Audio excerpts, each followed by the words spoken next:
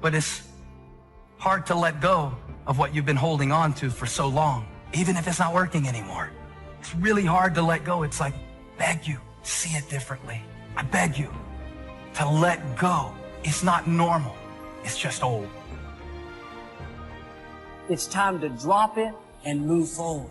You may be a product of your past, but you don't have to be a prisoner of your past.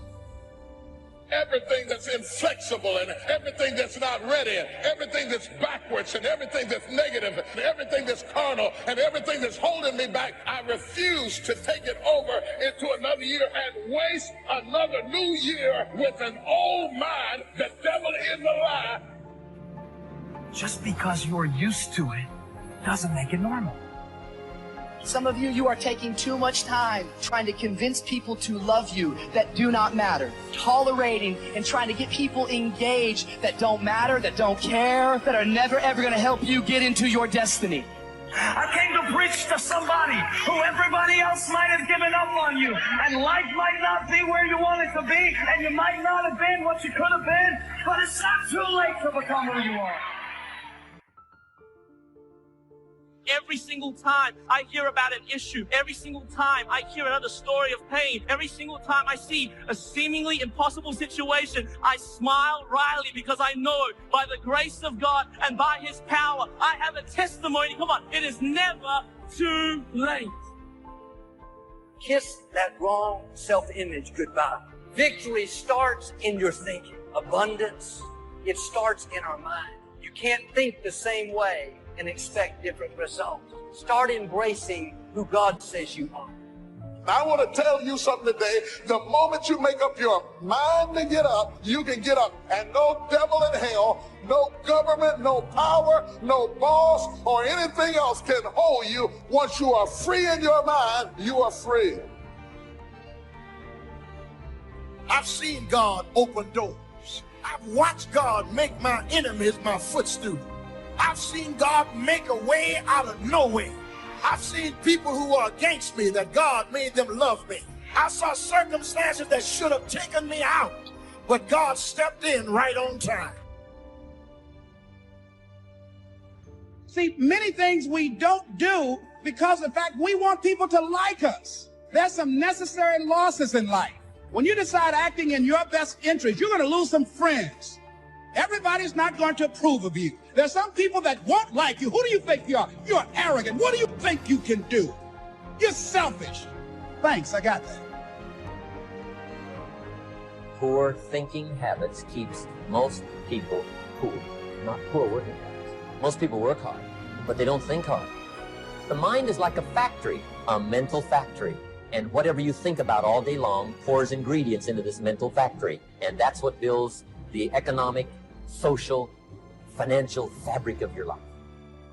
As you think, so you become. Program your mind, because all that you will do or not do, have or not have, accomplish or not accomplish, will be a direct derivative of what's going on inside of your mind. So if you don't get clear thinking on an issue, you won't be able to develop in that area.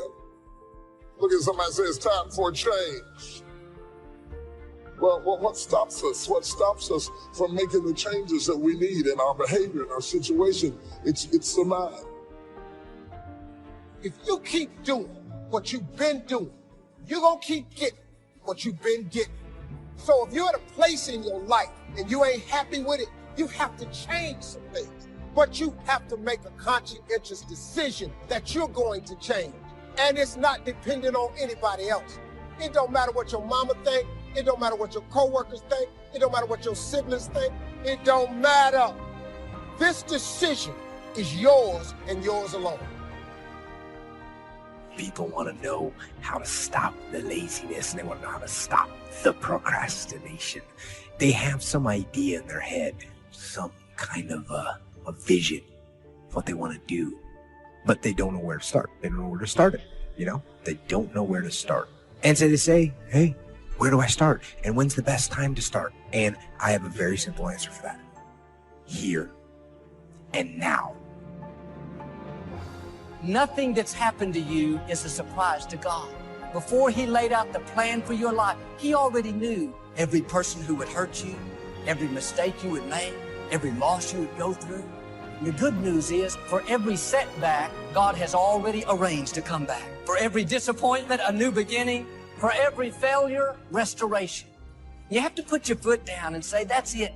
I may have gone through some disappointments. I may have made some mistakes, but I'm not going to waste the time I have left worried about what I could have done better, upset over what didn't work out. I'm stepping out of the was, and I'm coming over into the is. I'm dropping the offense, dropping the failure, dropping the hurt.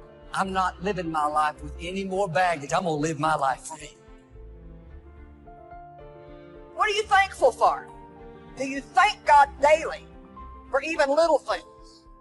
I thought the other day what it must be like for people that can't walk and have to use a wheelchair just to get out of bed in the middle of the night to go to the bathroom and have to do it.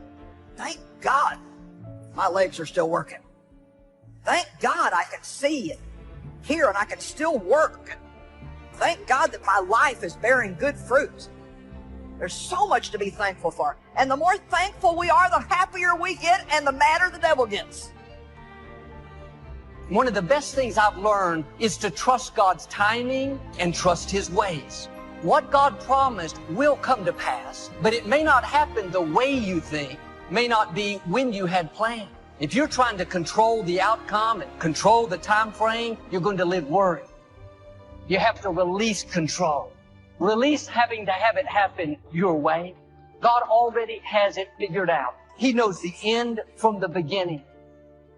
God may be giving you more to work with than what you are working with at this time. You may have far more things that you can potentially do than what you're doing right now. That's why I don't like to hang with low-thinking people, because they'll make you underutilize what God has given you. You need somebody to challenge you that you could be doing more than what you're doing right now. You could have more than you have right now, and somebody's got to be bold enough to look you in the face and empower you to go into the enemy's camp and take back what he stole from you. We find ourselves announcing our standards to our relatives, our friends, our associates. We shout our beliefs and condemn those who believe any differently, but then we don't walk the talk. We end up acting in a way far different from the beliefs we've shouted. This is inconsistent. This leads to a loss of credibility among those who watch us. And more importantly, this leads to a loss of credibility within ourselves. The only thing worse than one who is inconsistent in applying their self-imposed disciplines is one who has never considered the need or the value of discipline at all. So what kind of courage do you have? Is yours sort of floating between depending on the situation? Or do you know the difference between right and wrong for your life? And you've made up your mind. Our mind is the control tower of our life. All of our decisions are there. And the truth is, whatever we are today is the result of what we've been thinking about all those years. As a man thinketh in his heart, so is he. So if you don't like what's going on around you, maybe you should ask yourself the question, what am I thinking about? What do I think about myself? What do I think about other people? Upset because your plans didn't work out. It's time to kiss some things goodbye. Don't bring bitterness into a new year. Don't bring self-pity, a chip on your shoulder. That was in your past. It doesn't belong in the future. You cannot embrace the new things God has in store as long as you're holding on to the old. What we think about is really what controls us. This is a control tower, that everything else is a result of how we think. And we can't control everybody else in control of all of our circumstances, but we are going to respond to circumstances in one way or the other. And so what you have to ask is this: what is it that determines what I think? This mind of yours controls everything else in your life. Are you satisfied with your life as it is? Are you? Is your life giving you what you want? If you had your life to live over again, could you have done more than what you've done thus far? When I ask audiences that, most people agree, yes, I could have done more. I know I could have done more. I've wasted a lot of valuable time. You're going to lose something, lose money. You can recapture that. Don't lose time. You can't get that back. But I think being grateful probably is number one. If you've got a job, you got to be grateful. Say, this is the greatest job in the world. Even if it's a transitional job getting you where you want to go, you got to be grateful. You don't have to love your job or be passionate about your job. Just passionate about staying steady, working hard, learning skills, doing this job so well that the next one will be even better, and taking such good care of this opportunity, another one will present itself. What's next for me? After all of this, I don't think that things just happen. I believe that they happen just. We have a mindset. We don't want to be the same coming out of this. That you want some radical change. That this could be a major defining moment for you. A day that turns your life around. If you have an extreme desire to wish to be successful, so you can accomplish all you wish to accomplish, be as generous as you'd like to be as strong as you'd like to be. And I think if you say you have to find your passion, people find that a little bit confusing. Where would I find it, and what could I be passionate about? I guess you could start with saying, I'm passionate about providing unusual success for myself and for my family. Then I think the key is to let what you want to accomplish, let that grow. Where at first this is as far as you can see, but if you'll do that, you could say, wow, maybe I could multiply by 2, by 3, and expand my vision, accomplish a lot more. You know what I hear? I hear the clock ticking. Time waits for no man. Life goes by, and it goes by quick. Don't waste those years. Don't waste them. Live them. Back off. Negative. Not happening. In fact, I'm stepping it up. No complacency. No complacency. No backing off. No slack whatsoever. Bring it. Fight.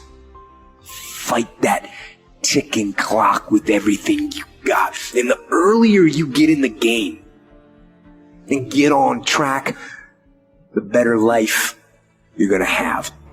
Healthier, wealthier, stronger, smarter, better. Go through the motions. I don't really want to work out. I work out. Don't really want to get up and get out of bed. I get up and get out of bed. Don't give in to the immediate gratification that is whispering in your ear. The desire to take the path of least resistance, the downhill path, the easy path. Shut that down. Do not listen to that little voice.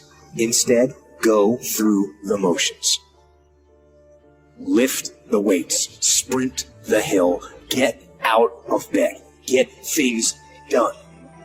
And by simply going through the motions, you stayed on the righteous path, the disciplined path, which is right where you know that you belong. If you grind on Monday, and you grind on Tuesday, and you grind on Wednesday, but you chill on Thursday, and you chill on Friday, and they grind on Thursday, and they grind on Friday, sooner or later they're gonna catch you. So with every kid in America that tell me they're coming from me, you're gonna work hard for them. Because I'm gonna find out what the benchmarks are, I'm gonna reach the benchmarks, and I'm gonna excel at them. You will not outwork me! I'm going to grind. I'm going to fight. I'm going to work. I'm going to press toward. I'm going to do everything in my power every single day to become a victor and not a victim. This is the part where life demands that you make a vow, come hell or high water, that you're willing to pay